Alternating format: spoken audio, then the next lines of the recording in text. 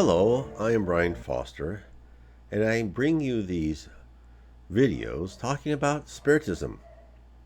Today I'm going to talk about a difficult subject, worshiping Satan. What does it mean to your future? There have been known Satan worshippers for thousands of years. Before Christ, people worshiped Baal and other entities and fed that deity with the sacrifice of children and or adults.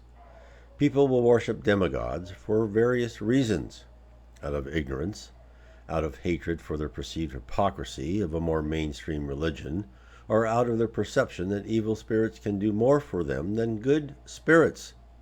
The latter is what I wish to concentrate on, for there are more powerful people in the world who believe this than most of us imagine. In our culture, we tend to believe that the super rich or powerful are atheists, when in fact they do acknowledge a spirit world, another dimension, which can actively benefit them in a direct material manner. The spirit world of Jesus and God offers nothing of interest. Love for its own sake is not alluring. Wealth, fame, and power are their goals. These are more readily found in the lower zones of the spirit world. Professing love for the devil is the same as confessing your love for naked materialism. You are really worshiping what you possess and hoping for more of it with the help of Satan or his henchmen. In essence, you are in love with yourself first and foremost. Your needs in getting what you desire is primary. You are in love with the flesh and see no benefit with sentiments like love, charity, fraternity, and honor. Although many believe themselves to be good people, who will at times engage in these honorable emotions, but this is mainly restricted to their inner family. Ignorant spirits. Let's talk about that.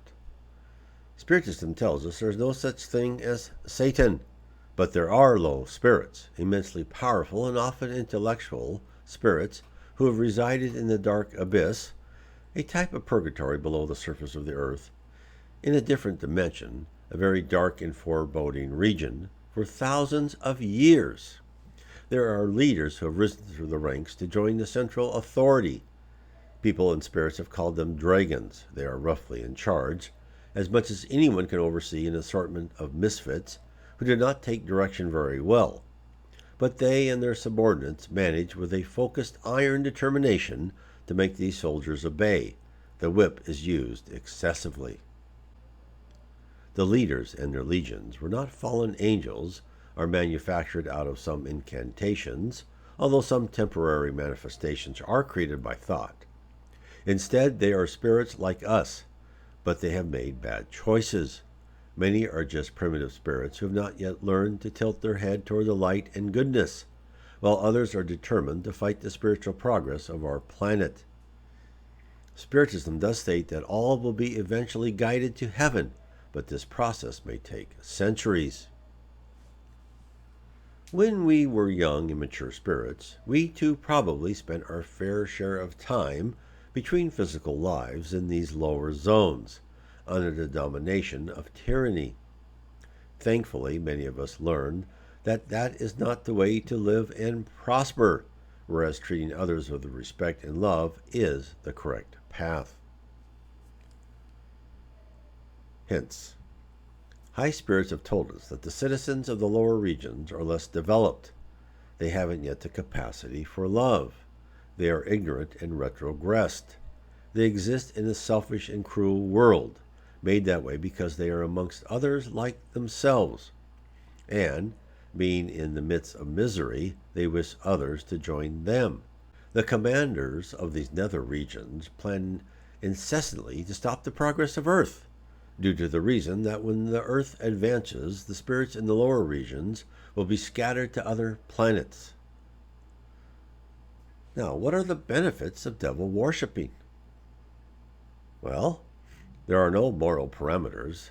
There are spirits on your side assisting your endeavors. Your innermost desires and perversions are encouraged.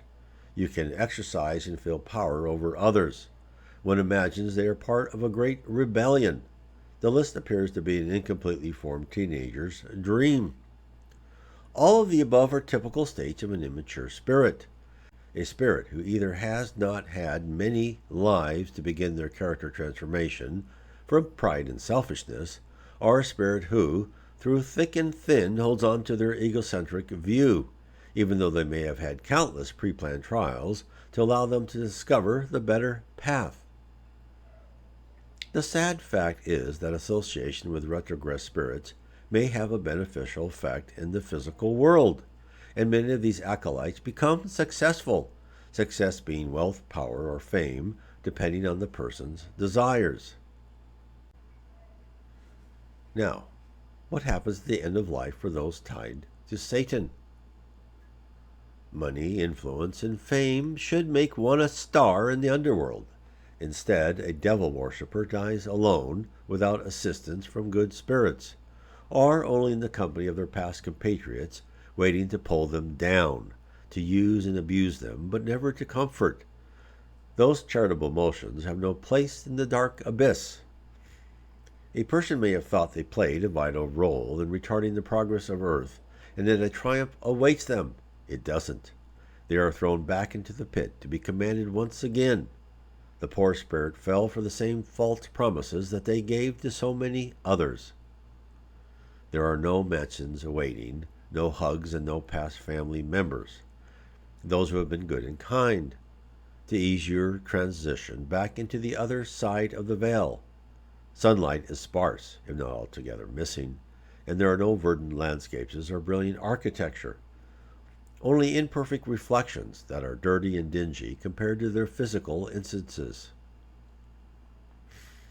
Once in these lands, a person thinks they are there forever. This is the punishment. Nevertheless, no one is in purgatory for eternity. Eventually, when a person turns to Christ and God and begs for deliverance, it is sent. The timing is up to each individual. Therefore, enjoy well your temporary luxuries on earth. They will have to be fond memories for a long time in a dark place. So what happens in your next life? When a spirit resides in heaven, or in a colony run by good spirits in the lower zone, which is assisting those who wish to ascend, they are invited in on the planning for their next life. They help select their life plan, their physical appearance, up to a point, within the parameters of their parents' DNA, and the timing of their exit. Their guardian angel will know the plan and greatly assist each soul in their time on earth, thriving for moral and spiritual improvement. On the other hand, those below will be taken and given a life without their input. The great dragons have no command over the process of reincarnation. They can only search out a particular soul after they were born. Nevertheless, an immature spirit still has a guardian angel who will attempt to set a person straight. Hopefully, in the next life, a light will turn on and the lure of immediate gratifications will be resisted. So, in summary, in your immortal life, there is no permanent stain on devil worship. Only one more useless detour on the path to perfection. Instead of rising with the planet Earth to a new level, a regenerative planet where wars are eliminated and the baser emotions are less present, where people are usually treated fairly and honorably, the unrepentant will be shuttled off to a different planet, more chaotic, more primitive than Earth, a place that is suited to their level, where cruelty is the norm and kindness is met with disbelief. It is all a matter of your free will. If you are interested in learning more about the spirit and physical universes and your place within them, I suggest you read my book, The Spirit Realm. Spiritism has revealed the reality of our existence. God bless.